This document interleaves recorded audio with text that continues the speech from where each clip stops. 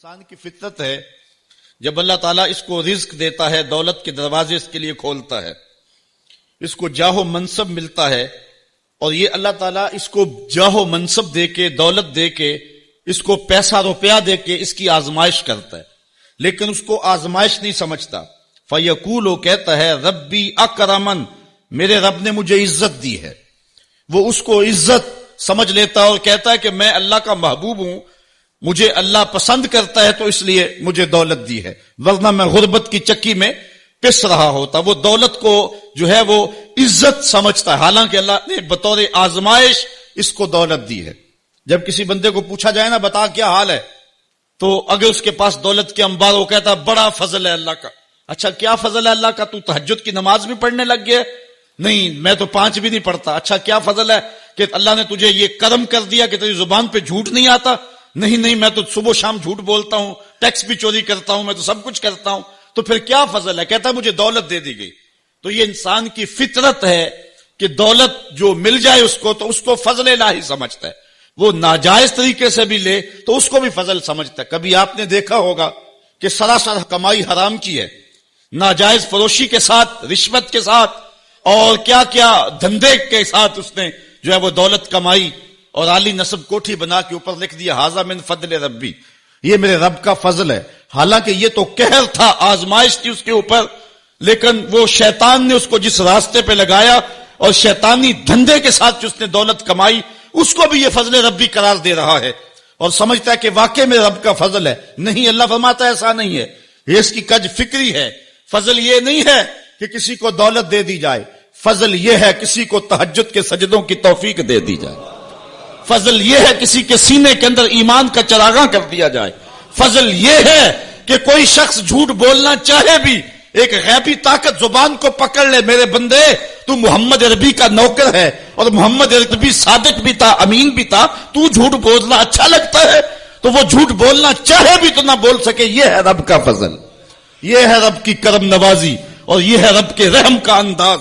لیکن انسان کی کج فکری ہے، اللہ آزماتا ہے اس کو دولت دے کے، حالانکہ دولت کی آزمائش بہت ڈاڈی آزمائش ہے۔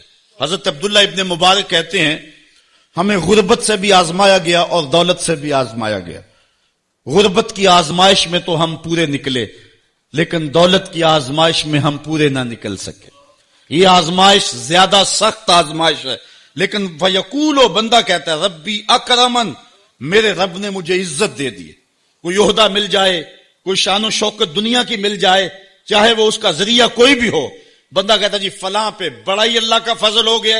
یار ایک معمولی شخص تھا، گلی سے نکلا، اب دیکھو جو ہے وہ وزارت کا قلم دان تھامے ہوئے ہے، بڑا فضل ہوا۔ کیا فضل ہوا اس کے اوپر کہ اس نے جائز ناجائز ہر راستہ جو ہے وہ اختیار کیا اور رب کو قدم قدم پہ ناراض کیا، اور ہم اس کو فضل گردان رہے ہیں۔ کہا فضل نہیں ہے، یہ ڈاڈی آزمائش ہے۔ لیکن انسان کی کج فکری ہے، وہ اس کو فضل کہہ رہا ہے۔ اچھا ایک اور انسان کی کج فکری دیکھیے، وَأَمَّا إِذَا مَبْتَلَاهُ فَقَدَرَ عَلَيْهِ رِزْقَهُ فَيَقُولُ رَبِّي أَهَانَنِ، اور اگر اللہ آزمائے اس کا رزق اس پر تنگ کر دے، فَيَقُولُ، تو پھر کہتا ہے رَبِّي أَهَانَنِ، میرے رب نے تو مجھے خوار کر دیا، میرے رب نے تو مجھے ذلیل کر کے رکھ دیا۔ یہ فطرت ہے انسان کی کہ اس کو تھوڑی سی سختی ملے، دولت کے انبار جو تیزی کے ساتھ آ رہے ہیں تھوڑا سا کم ہو جائیں، اور اس کو غربت کی چکی میں پیسا جائے۔ تو یہ بھی اس کی آزمائش تھی، دولت دے کے آزمائش کی گئی کہ کیا راہ خدا میں لٹاتا ہے کہ نہیں لٹاتا، میرے راستے کے اندر اس کو خرچ کرتا ہے کہ نہیں کرتا۔ یتیم، غریب، مسکین، لاچار، مجبور، نانے شبینہ کو ترستے ہوئے، بیمار، کیا ان کو ڈھونڈ ڈھونڈ کے ان کی دہلیز پہ پہنچتا ہے کہ نہیں پہنچتا۔ ایک تو یہ آزمائش تھی، لیکن اس نے اس کو آزمائش نہیں، اس کو عزت سمجھ لیا۔ اس نے کہا کہ میرا اللہ میرے پہ راضی ہے تو تبھی اتنی دولت دی ہے۔ اچھا اگر دولت اللہ کی رضا کی علامت ہوتی تو فرعون دولت مند نہ ہوتا، قارون کو خزانہ نہ دیا جاتا۔ اور دوسری بات، جب اس کو دولت نہیں دی جاتی، غربت میں آتا ہے تو کہتا میرے رب نے مجھے رسوا کر دیا۔ یہ بھی اس کی کج فکری ہے۔ یار وہ بھی تو ہوئے ہیں کہ زمانے کے اندر ایک پھوٹی کوڑی بھی ان کے پاس نہیں رہی ہے۔ اللہ اکبر، آؤ دیکھو فقر ابو ذر کو سلام کرو، آؤ دیکھو فقر اویس کو سلام کرو، اچھا آ جاؤ حضور کی دہلیز پہ فقر محمدی کو سلام کرو۔ یہ عزت ہے، عزت، یہ بھی آزمائش ہے۔ اللہ دیکھتا ہے کہ فقر کی آزمائش میں کون پورا نکلتا ہے. زبان پر جو ہے وہ ناشکری کے لفظ تو نہیں لاتا. مل جائے اللہ کی طرف سے عطا ہو تو وہ بھی آزمائش ہے کہ اس پہ شکر ادا کرتا ہے کہ نہیں کرتا, اور نہ ملے تو یہ بھی آزمائش ہے کہ اس پہ صبر کرتا ہے یا کہ نہیں کرتا. واہ ویلا کر دیا, شور و غل مچا دیا, لٹ گیا, میرے پاس کچھ نہیں, اپنی غربت کے اشتہار لگا دیے. ایک ایک شخص کے آگے ہاتھ پھیلاتا پھرتا ہے, اپنی غربت کی عزت کو پامال کر رہا ہے, اس امتحان میں ناکام ہو گیا. اب سنو اللہ کیا ارشاد فرماتا ہے, کلا بل لا تکرمون الیتیم. تم کہتے ہو کہ ہمیں دولت نہیں ملی تو رسوا کر دیا گیا, اور دولت مل گئی تو اللہ کا فضل سمجھتے ہو. اللہ فرماتا ہے ایسا نہیں ہے. اگر تمہیں آزمائش میں ڈالا گیا ہے تو تم اس آزمائش میں کہاں تک پورے نکلے ہو. آج تمہارے اوپر جو سختیاں آئی ہیں, آج اللہ تعالیٰ کی اگر ناراضگی ہے تو اس کا یہ سبب نہیں ہے کہ تم کو دولت نہیں دی گئی, بلکہ سبب کیا ہے غور کیجئے. کلا, ایسا ہرگز نہیں. جو اس کی فکر تھی کلا سے نفی کر دی گئی, اور اس بات کس چیز کا کیا گیا, بل لا تکرمون الیتیم, تم یتیموں کو عزت نہیں دیتے ہو. اصل بات یہ ہے جو بات سوچنے کی ہے. اب قرآن کا یہاں اسلوب دیکھیے, میں قربان جاؤں قرآن کے اسلوب پہ. ایسے ہی نہیں, جب اکرمہ ابو جہل کا بیٹا اسلام کے حصار میں آتا ہے تو قرآن پڑھتا ہے نا تو اشش کر اٹھتا ہے اور پھر روتا ہے اور کہتا ہے ہاذا کلام و ربی, یہ میرے رب کا کلام ہے. اور قرآن بتا رہا ہے, اس کا لہجہ بتاتا ہے. اسلوب دیکھیے, بات غریب کو روٹی دینے کی نہیں کی گئی, غریب کو جو ہے وہ کھانا دینے کی نہیں کی گئی, اس کو کپڑے پہنانے کی نہیں کی گئی. قرآن نے جو کہا ہے کلا بل لا تکرمون الیتیم, بات یہ ہے کہ تم یتیم کو عزت نہیں دیتے ہو. یتیم کو تم عزت کیسے دے سکتے ہو یہ تم جانتے ہو کہ اس کی تکریم کیسے کرنی ہے. تمہارے پاس یتیم کو پہنانے کے لیے کپڑا نہیں ہے, اس کو دینے کے لیے روٹی نہیں ہے, لیکن تمہارے سینے میں پیار تو رکھا ہوا ہے نا. اس برہنہ یتیم کو سینے سے لگا کر کے اس کا ماتھا تو چوم سکتے ہو نا. رب یہ نہیں دیکھتا روٹی کس نے دی, رب یہ دیکھتا یتیم کو پیار کس نے دیا. وہ یہ دیکھتا ہے کلا بل لا تکرمون الیتیم. معاملہ روٹی کا نہیں ہے, بچی ہوئی روٹی تو کتے کو بھی ڈالی جا سکتی ہے, کسی کو غریب کو دے دی تو یہ کون سا کمال ہے. جو دیگیں بچ گئی وہ مدرسے میں بھیج دی, یہ کمال کی بات نہیں ہے. وہ گندگی کے ڈھیر پہ بھی تو پھینکنی تھی, خراب ہو جاتی, 2 گھنٹے اور پڑی رہتی. معاملہ یہ نہیں ہے, معاملہ تکریم کا ہے. اب وہ بھی سوچیں, عید آ رہی ہے, مینڈکوں کی طرح نکلیں گے سماجی رہنما اور سماجی کارکن, اخباروں میں تصویریں چھپیں گی, غریب عورتیں لائن میں لگی ہوئی ہیں, غریب مرد لائن میں لگے ہوئے ہیں, اور جو ہے وہ صاحب جو ہے وہ ایک ایک توڑا آٹے کا, ایک ایک تھیلا آٹے کا دے رہے ہیں, اور 10 جو ہے وہ فوٹوگرافر تصویر کھینچ رہے ہیں. اگلے دن 15 اخباروں کے اندر تصویریں لگی ہوئی ہیں.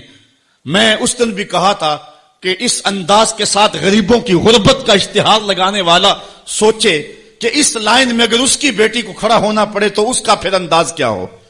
بات یہ نہیں, بات تکریم کی ہے. کلا بل لا تکرمون الیتیم. آئیے تمہیں میں کہانی سناؤں. آقا کریم علیہ السلام جا رہے تھے عیدگاہ کو, راستے کے اندر ایک یتیم کھڑا تھا, اور آقا کریم نے کہا کہ بیٹے آج تم یہاں کھڑے ہو. کہا فلاں غزوے میں میرا باپ شہید ہو گیا تھا, میری ماں کا سایہ بھی میرے سر پہ نہیں ہے, لوگ اپنے گھروں میں ہیں, میں کس دہلیز پہ جاؤں. اچھا انتظار ہو رہا ہے عیدگاہ میں. حضور نے یتیم کو سینے سے لگایا, گھر لے گئے, اور سیدہ فاطمہ سے کہا کہ جس طرح کا لباس حسنین کو پہنایا ہے اس کو بھی پہناؤ. اللہ اکبر. اور اس کو کھانا کھلایا, اور سب کچھ اس کی تکریم کرنے کے بعد حضور نے پھر جو ہے وہ اس کو عزت دینے کے لیے, اس کی تکریم دینے کے لیے حضور علیہ الصلوۃ والسلام نے اس کو فرمایا اما ترضى ان محمدن ابوکا, بیٹے کیا تو پسند نہیں کرتا کہ محمد تیرا باپ لگے, وہ عائشہ تا اموں کا, اور عائشہ تیری ماں لگے, وہ فاطمہ بنت محمد اختوں کا, اور فاطمہ تیری باجی لگے. اس نے کہا یہ اعزاز مل جائے تو مجھے اور کیا چاہیے. تو کہا آج کے بعد یہ رشتے تیرے ہوئے. ایک انگلی سے حضور نے حسنین کو تھاما ہوا ہے, اور دوسری انگلی سے اس یتیم بچے کو تھاما ہوا ہے. جب حضور عیدگاہ کی طرف بڑھ رہے ہیں تو اور بچے بھی اپنے ماں باپ کے ساتھ جا رہے ہیں. وہ بچہ زبان حال سے کہتا ہے تھا تو یتیم, آج یتیمی کا مزہ ہی نہیں آ گیا ہے کہ حضور کی انگلی تھام کے جا رہا ہوں. تو یتیم کی تکریم کا مسئلہ ہے, اس کو عزت نفس دینے کا مسئلہ ہے. یتیم کو لوگوں کے اندر کھڑا کر کے اس کو اعزاز دیتے ہو, وہ اعزاز نہیں ہے. وہ رسوائی ہے. مجھے 1 سال قبل ایک ایسی تقریب میں لوگ کھینچ کر کے لے گئے جہاں وہ آج کل اجتماعی شادیوں کا رواج ہے. تو میں بڑی معذرت کی، میرے لیے مشکل ہوگا کیونکہ مجھے اندازہ تھا اس تقریب کا، لیکن میں کبھی گیا نہیں تھا پہلے. تو میں جب اس تقریب میں پہنچا تو یقین جانے کہ 2 دن تک جو ہے وہ میں بے چین رہا ہوں. میں کہتا ہوں غریب سے غریب آدمی ہوتا ہے نا، اس کو معاشرے میں پروٹوکول اعزاز نہ بھی ملے تو شادی والے دن تو مہمان خصوصی وہی ہوتا ہے نا. اس دن تو سارے اس کے چہرے کو ہی دیکھتے ہیں. لیکن ان دولوں کو بھی جو ہے وہ لائن پہ بٹھایا ہوا تھا اور اوپر مہمان خصوصی کوئی اور بیٹھے تھے. میں نے کہا یہ بیچارے مسکین آج بھی مہمان خصوصی نہیں ہے، آج ان کی زندگی کا اہم دن ہے اور آج بھی اتنے لوگوں کے سامنے اشتہار لگایا جا رہا ہے یہ غریب لوگ ہیں، اور دلہنوں کا بھی اشتہار لگایا جا رہا ہے یہ غریب بچیاں ہیں. اور پھر کیا ان کے چہرے پہ کوئی مسرت کے آثار تھے اور نہ ان بیٹیوں کے چہرے پہ کوئی مسرت کے آثار تھے. تو لوگ خوشی بانٹنے چلے ہیں لیکن غموں میں اضافہ کرتے چلے گئے. رات کی تنہائی میں نکلو، اندھیرا پھیلا ہوا ہو، کوئی دیکھنے والا نہ ہو، اپنے سائے سے بھی بچو اور جا کے غریب کے گھر میں رقم پھینک کے آ جاؤ، اسے پتہ نہ ہو یہ پھینکی کس نے ہے، اور پھر وہ شادی کریں جو دعائیں ان کے کلیجے سے نکلیں گی عرش تک پہنچیں گی.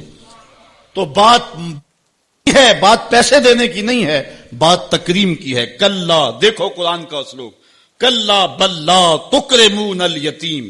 معاملہ یہ ہے کہ یتیم کی عزت، تکریم. میرے اور آپ کے آقا مولا نے تو یہاں تک فرمایا جب بچے اکٹھے کھیل رہے ہوں، تمہارا بچہ بھی ان بچوں میں کھیل رہا ہو تو بچے کو بیٹا کہہ کے آواز نہ دو، اس کا نام لے کے پکارو. عرض کی گئی حضور بیٹا ہے، بیٹا کہہ کے پکاریں گے تو حرج بھی کیا ہے؟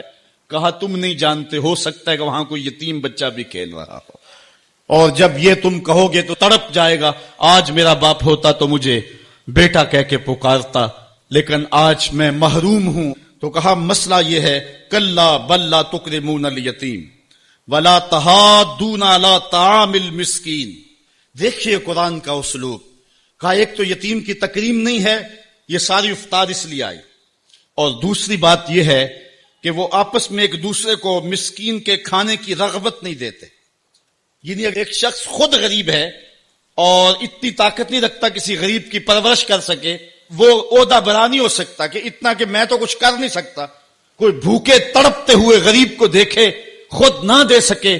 اللہ نے اسے زبان تو دی ہے، کسی امیر کی دہلیز پہ وہ نہیں جاتا یہ چلا جائے اور جا کے توجہ دلائے کہ میرے ہمسائیگی کے اندر ایک یتیم تڑپ رہا ہے، بیوہ کی بیٹیاں بوڑھی ہو رہی ہیں دہلیز پہ، اور وہ جا کے اپنے اعتبار پہ جو ہے ان کا انتظام کر دے. یہ ہے ولا تحاضون علی طعام المسکین.